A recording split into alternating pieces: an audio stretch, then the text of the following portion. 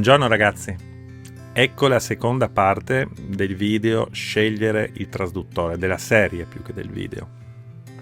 In questa parte parleremo più delle caratteristiche fisiche del trasduttore, quali sono la potenza, la frequenza, l'angolo di irraggiamento, tutte cose che servono per poter valutare in un modo corretto il nostro trasduttore. Mi raccomando, per chi non l'avesse ancora fatto, di andare a vedere il video prima, la parte numero 1, perché se no gli manca un pezzo. Se non si sa esattamente come funziona la lettura del trasduttore che si trasforma dopo sul nostro monitor del nostro ecoscandaglio, è assolutamente inutile andare a valutare tutte le altre caratteristiche. Quindi niente, per chi non ha visto il video prima, il consiglio caloroso è quello di andarselo a vedere, lo trova sul mio canale e dopo riprendere magari questo video qua. Bene ragazzi, iniziamo allora. Anche in questo caso ho preparato un po' di schede, che così mi aiuteranno nella spiegazione per farvi vedere un po' di cose. Allora, scegliere il trasduttore. Caratteristiche fisiche. Quali sono? Sono ovviamente di che tipo è il trasduttore, se è monotono o chirp, la frequenza, cono di irradiazione, numero canali e potenza. Queste a mio avviso sono le caratteristiche fisiche più importanti da tenere presente quando si va a valutare un trasduttore. Inizieremo proprio con il tipo, se è di tipo monotono o chirp. Allora, questa schermata vi mostra un po' la differenza tra un impulso trasmesso da un ecoscandaglio monotono e un impulso trasmesso da un ecoscandaglio chirp. Già qua, come avete sentito, io ho parlato di ecoscandaglio, perché in realtà l'ecoscandaglio monotono può funzionare anche con le sonde chirp senza nessun problema. Basta fare in modo che l'ecoscandaglio funzioni, lavori su una frequenza contenuta nella banda chirp. Nel caso invece delle sonde, le sonde sono proprio o monotono o chirp. Una sonda monotono non può essere utilizzata con un ecoscandaglio chirp, a meno che questo ecoscandaglio non abbia la funzione di scelta del trasduttore, che può essere automatica o manuale, e uno va a selezionare la sonda monotono o chirp. Però in senso generale è sempre meglio avere l'ecoscandaglio che funziona in un certo modo con la sonda abbinata dello stesso tipo. Vediamo insieme allora questi grafici cosa rappresentano e come funziona. Nel primo grafico, quello in alto, abbiamo praticamente un'onda classica monotono, in questo caso 200 kHz. Vuol dire che il nostro ecoscandaglio trasmette i ping e ogni ping è composto da una serie di impulsi monotono, appunto, tarati su una certa frequenza. Qui è segnato 200 kHz, potrebbe essere anche 50, ma anche 38, 88. Ci sono tantissime sonde monotono che sono tarate su determinate frequenze. Dopo vedremo perché scegliere una frequenza rispetto all'altra, ma intanto cerchiamo di capire la differenza tra monotono e chirp. Monotono vuol dire che il ping, l'impulso trasmesso dal nostro ecoscandaglio, è di tipo frequenza singola, 200 kHz in questo grafico. Il chirp invece, che è il grafico che abbiamo sotto, ogni ping, che di solito ce ne sono tanti uno dietro l'altro, no? Ma ogni singolo ping è composto da più frequenze in un unico swap, cioè ha un impulso più lungo, parte da una frequenza bassa, in questo caso 130 kHz, e arriva fino ai 210 kHz. E fa tutte le frequenze comprese in questa banda. Capite bene che il trasduttore deve essere costruito in un certo modo per poter funzionare in questo modo. Deve avere una banda passante molto ampia. In questo caso dai 130 ai 210 kHz. Vediamo perché viene utilizzata questa tecnica. Questo è un altro grafico che rappresenta a sinistra la partenza del nostro swap, c'è quindi la frequenza variabile dell'impulso CHIRP, a destra quello che è stato elaborato dal nostro ecoscandaglio. Vedete che tutto quello swap si trasforma in un unico impulso molto netto, molto piccolo, che va a identificare un punto preciso. E questo è molto importante perché quando noi andiamo a vedere i dettagli sul nostro ecoscandaglio, che possono essere del fondo o dei target, e qua faccio subito la premessa che il CHIRP serve soprattutto per i dettagli dei target, non per il fondo.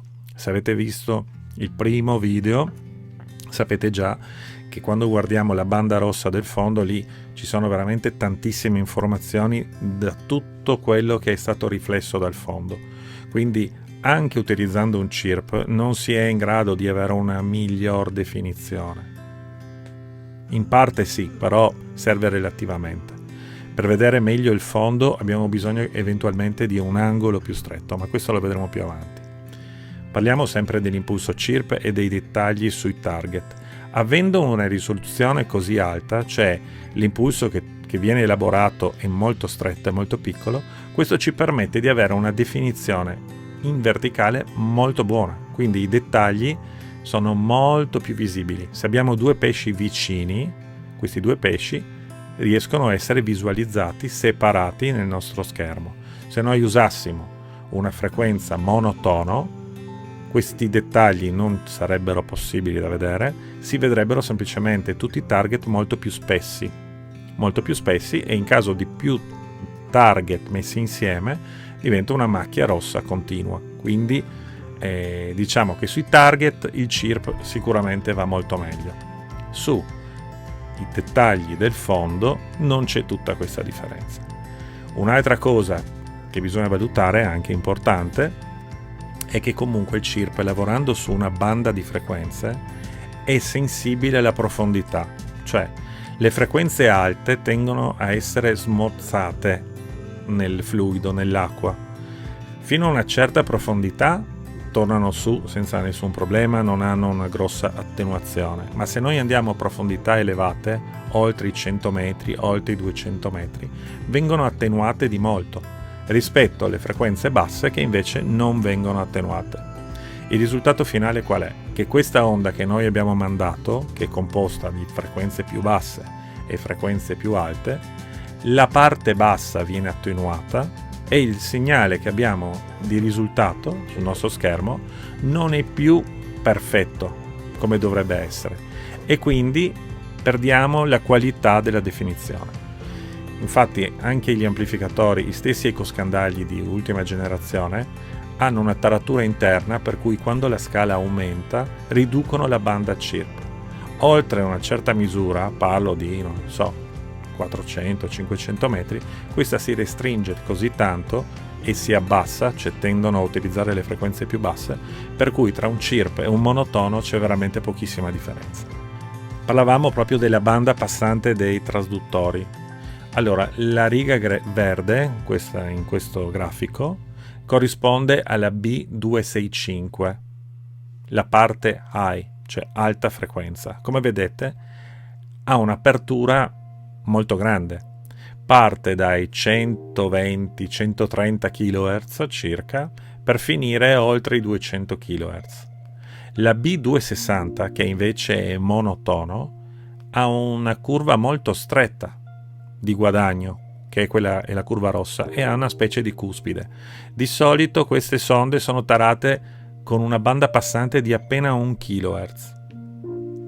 Comunque, se andate a vedere il video sul valore Q, che vi metto qua sopra il link per poterlo andare a vedere, là vi spiego molto bene come si valuta questa banda passante tra grande e piccola e quindi questo valore Q che si va a ritrovare anche nelle singole schede. Un'altra differenza utilizzando un trasduttore CHIRP, e non parlo dei modelli wide che lì hanno ci sono delle sonde che hanno delle caratteristiche particolari, per esempio la B275LHW, dove hanno il cono pressoché identico su tutta la banda di frequenze. Nelle sonde CIRP, chiamiamole normali, per esempio il lato bassa frequenza delle 265 o delle 275, abbiamo anche dei coni di irraggiamento diversi. Un cono con una frequenza più bassa sarà più ampio, il cono della frequenza più alta sarà più stretto. Questo determina anche una visione diversa della banda del fondo a seconda delle frequenze che vengono impiegate. Ma anche di questo dovremo parlare più approfonditamente, magari su un altro video specifico, perché non voglio dare troppe informazioni in una volta sola. So che già così è tutto molto complicato, quindi bisogna andare avanti con un certo ordine. Ma come vedete ci sono veramente tante cose da valutare. Questa è un'immagine, uno screenshot, che vi faccio vedere la differenza tra l'uso di un canale CIRP rispetto a un monotono. Ho indicato con una freccia il punto in cui abbiamo cambiato l'impostazione di frequenza di trasmissione dell'ecoscandaglio.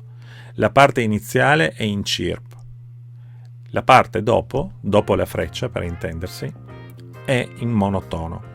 Vi ricordo che il dopo sta sempre a destra negli ecoscandagli, cioè dalla parte dove ci sono i numeri del range della scala, no? La parte sinistra è semplicemente la memoria di quello che è stato, quindi la parte sinistra è il prima, la parte destra è il dopo.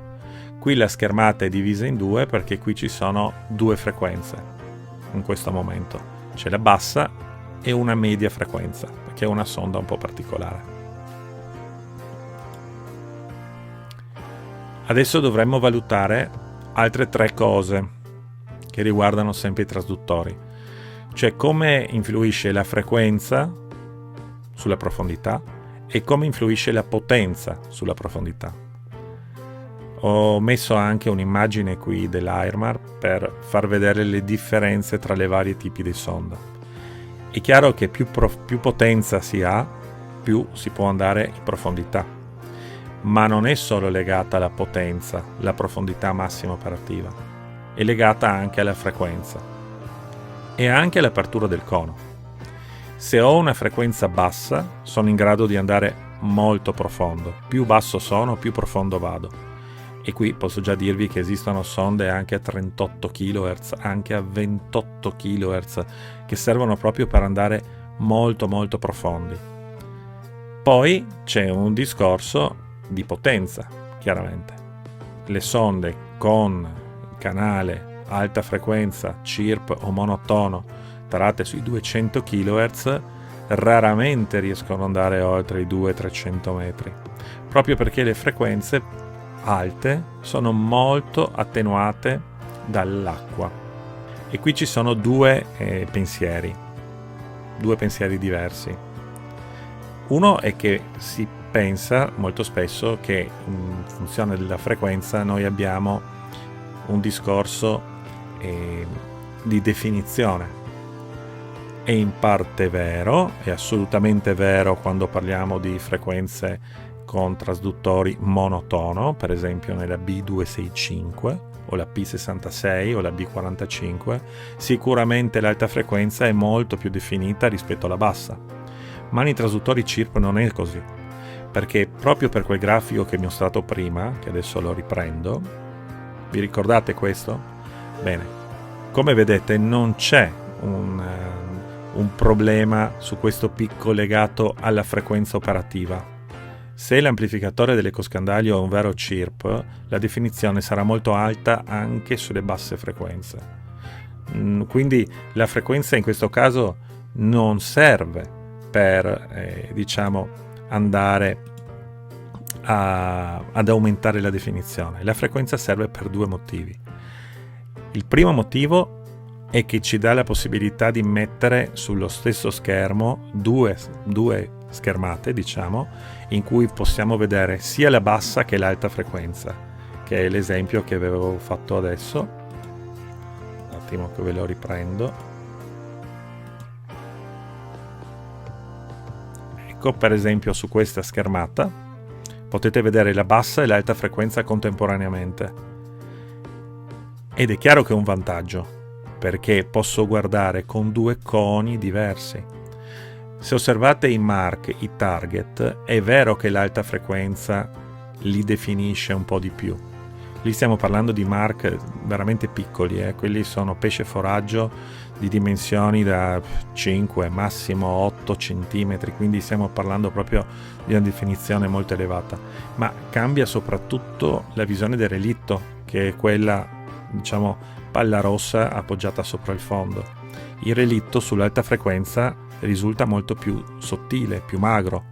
Perché? Perché il cono è più stretto e quindi è molto più preciso nel mostrare l'inizio del relitto e la fine del relitto.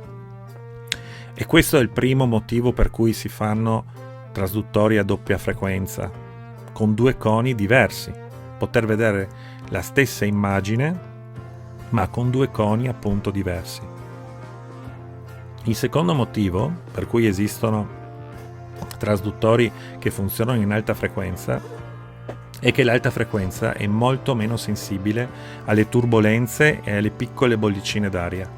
Questo vuol dire che se io sono con l'imbarcazione in navigazione in traina ad altura, se voglio vedere meglio, userò l'alta frequenza, che è in grado, cioè più che in grado, è meno sensibile alla turbolenza dell'acqua, mentre le basse frequenze sono più sensibili. È chiaro che se io voglio fare una mappatura del fondo, cioè andare a cercare degli scogli isolati e devo andare profondo, comunque dovrò usare una bassa frequenza, per il motivo che abbiamo parlato prima, cioè l'alta frequenza non riesce ad andare troppo lontano. Però se io sto facendo traina d'altura e voglio concentrarmi nei primi 100 metri, 80 o 50 metri, allora sicuramente l'alta frequenza è la frequenza migliore, perché è molto meno sensibile alle bollicine d'aria. E questo è uno dei motivi principali per cui è nata anche la B275LH Wide, cioè canale alta frequenza wide, con un'apertura di 25 gradi. È una sonda che viene usata tantissimo in America, in traina d'altura, per andare alla ricerca dei predatori o del pesce foraggio anche ad alta velocità, cosa che non riesce a fare con una sonda o con una bassa frequenza, che è quindi troppo sensibile alle turbolenze dell'acqua. Poi bisogna sempre tener conto del cono di radiazione, la zona d'ombra e il numero di canali. Le sonde, indipendentemente dalla frequenza che hanno, possono avere dei coni di radiazione diversi. Vedremo nel terzo video come si va a scegliere il cono di radiazione migliore, fra virgolette migliore, per la tecnica di pesca che andiamo a fare. E avere un cono di un certo tipo per un bolentino profondo piuttosto che una traina col vivo, la ricerca dei calamari. Le sonde sono più performanti per queste tecniche di pesca con dei coni specifici, soprattutto perché c'è da valutare sempre una zona d'ombra. Vi ricordate, se andiamo a pescare su una scaduta o vicino a un relitto, la zona d'ombra diventa fondamentale. Se noi abbiamo una zona d'ombra grande, andiamo a toglierci tantissima visione di quello che sta vicino o alle basi delle scarpate. Quindi bisogna tenere sempre da conto questa cosa. Mi raccomando, sono ripetitivo. Il primo video bisogna vedere per ricordarsi di cosa stiamo parlando, della zona d'ombra dei trasduttori. Ultima cosa fisica, sempre sui trasduttori, è il numero dei canali. Cioè un trasduttore può avere 1 o 2 canali, ma questo andremo a vedere meglio sul terzo video.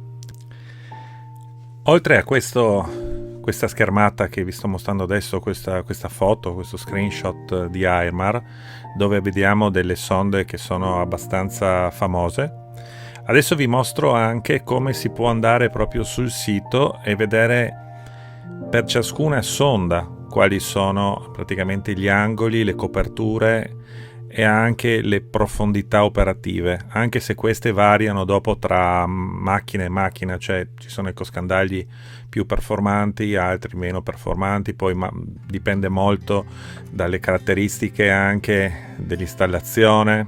quello lo vedremo in un altro video apposta. Allora, andiamo a vedere, abbiamo detto, il sito dell'Airmar. Ecco qua. Questo è il sito dell'Airmar. Si va su supporto, calcolatrice inferiore, qui in sinistra in alto si sceglie il modello. Questi sono tutti i modelli di sonde disponibili. Allora, per vostra informazione, sono veramente tantissime, però scegliamo per esempio la B260. Ecco fatto. Come vedete compare lo schema di radiazione. Se voglio, qui passo a metri, posso scegliere una certa profondità, mettiamo per esempio 100 metri,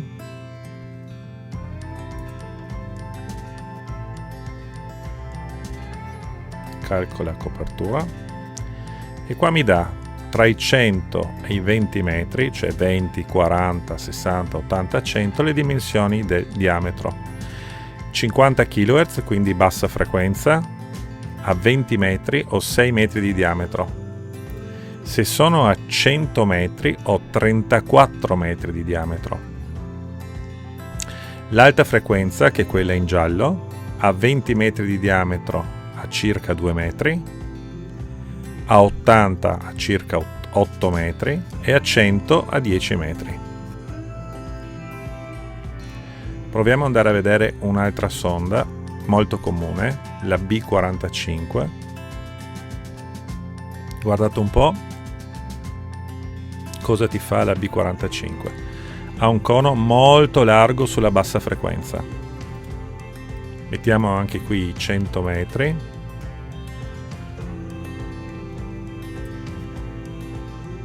Calcola copertura. La bassa frequenza a 20 metri di profondità fa già a 20 metri di profondità legge per 16 metri di diametro.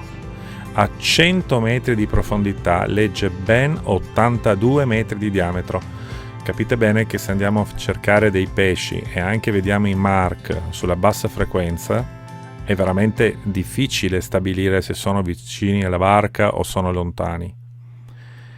Per questo le sonde a cono così largo vengono utilizzate o per pescare in acque relativamente poco profonde o per esempio in drifting al tonno, dove avere un cono ampio ti aiuta molto per andare a vedere il target anche un po' più lontano da sotto la barca.